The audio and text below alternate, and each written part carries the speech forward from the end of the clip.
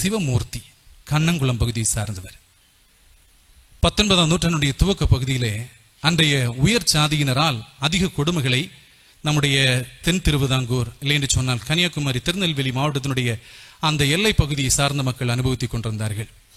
கண்ணங்குளம் பகுதியிலே காணப்பட்ட பிரச்சனை என்று சொன்னால், அந்த பிராந்தியத்திலே வாழ்ந்து வந்த உயர்குடி என்று தங்களை சொல்லிக் கொண்டவர்கள் எல்லாம் அங்கு எந்த சமூகத்தை சார்ந்தவர்கள் எந்த விவசாயம் செய்தாலும் எங்களுக்கும் இதிலே உரிமை உண்டு, அப்படிப்பட்ட ஒரு உடன்பாடு, அப்படிப்பட்ட ஒரு தெய்வீக ஆற்றலை நாங்கள் பெற்றிருக்கிறோம் என்று சொல்லி இந்த சாதாரண மக்களுடைய எல்லா உழைப்பினுடைய பயனையும் பெறுவதற்கு முன் வருவார்கள். எடுத்துக்காட்டாக, சாதாரணமான ஒரு பின்னணியத்தை சார்ந்த ஒரு சமூகத்தை சார்ந்தவர் 100 வாழை நடுகிறார் என்று சொன்னால், அந்த வாழையினுடைய குலைகள் வரும் பொழுது ஒரு துளி தண்ணீர் கூட ஊற்றாத, சிறு உரம் கூட போடாத இந்த உயிர்குடி மக்கள் கூட்டமாக வந்து தங்களுடைய அடியாட்களோடு வந்து இந்த வாழை குலையினுடைய அதிகமான எண்ணிக்கை அவர்களை வெட்டி எடுத்துக் கொண்டு போய்விடுவார்கள்.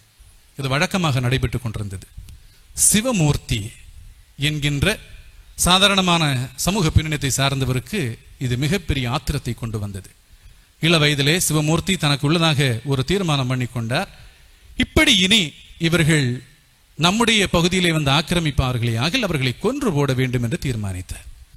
ஒரு கொலைகாரனாக சிறைச்சாலையில் இருந்து செத்தாலும் பரவாயில்லை, இப்படிப்பட்ட அநியாயத்தை பொறுக்க முடியாது என்கின்ற தீர்மானத்தோடு அவர் அடுத்த கட்ட நடவடிக்கைகளுக்கு நேராக அவர் தன் சமூகத்தையும் சேர்த்துக் கொண்டிருக்கிற பட்சத்திலே தான் பாளையங்கோட்டையிலே கனம் ரெங்கல் தௌபே ஐயர் அவர்களை சந்திக்கிறார்.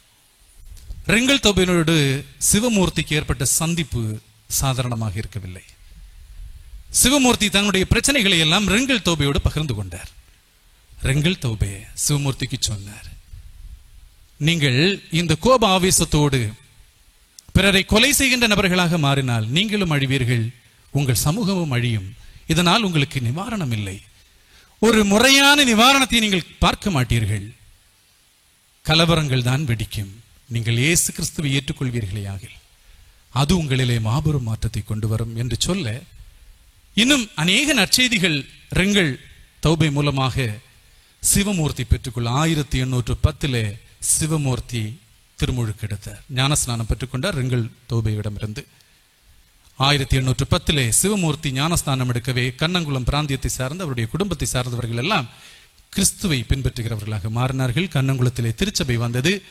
ரெங்கல் தௌபேயும் பாளையங்கோட்டையிலிருந்து இந்த பிராந்தியத்திற்கெல்லாம் வருகிற பட்சத்திலே மயிலாடியிலே தங்கி திருப்பணியாற்ற துவங்கின காலத்திலே எல்லாம் கண்ணங்குளத்திலே சென்றும் தன்னுடைய ஊழியத்தை நிறுவ முயன்றார். இப்படி ஆண்டவரை சொந்த இரட்சகராக சிவமூர்த்தி ஏற்றுக்கொள்ள, அவர் மூலமாக அநேக ஞானஸ்நானத்தை பெற்றுக்கொள்ள, அப்படிப்பட்ட ஒரு மனம் திரும்புதலுக்கும் புது வாழ்வுக்கு நேராக அந்த சமூகம் மாற படிப்படியாக அவர்களுடைய தலைமைத்துவம், இங்கு வந்த கிழக்கிந்திய கம்பெனி அல்லது இங்கு அப்பொழுது காணப்பட்ட ஆளுநர்களுடைய துணை, இவைகள் எல்லாம் அன்று உயர்குடியாக இருந்தவர்களுக்கு எதிராக மாறினது. இவர்கள் பலமிக்கவர்களாக மாறினார்கள். எந்த கத்தியுமின்றி இரத்தமுமின்றி எந்த தொந்தரவுமின்றி வாழக்கூடிய, மிகவும் சிறப்பாக வாழக்கூடிய வாழ்வு நிலையை பெற்றார்கள். சிவமூர்த்தி பல நிலைகளில் அவதிப்பட்டுக் கொண்டிருந்தார். பலமீனம் அவரை தாக்கி கொண்டிருந்தது. கிறிஸ்துவோடு ஏற்பட்ட அந்த சந்திப்பு மனதளவிலே உடல் அளவிலே வாழ்விலே பெரும் மாற்றத்தை கொண்டு வந்தது. இன்றளவும் கண்ணங்குளத்திலே ஒரு திருச்சபை, அந்த பிராந்திய மக்கள் கிறிஸ்தவர்கள் என்ற நிலைமையிலே சாதாரணமாக இயல்பாக வாழ்ந்து கொண்டிருக்கிறார்கள். ஆண்டவரோடு ஏற்படுகிற சந்திப்பு நிச்சயமாகவே இப்படிப்பட்ட மாற்றத்தை கொண்டு வரும். பிராக்டிக்கலி இது எப்படி நிகழ்கின்றது?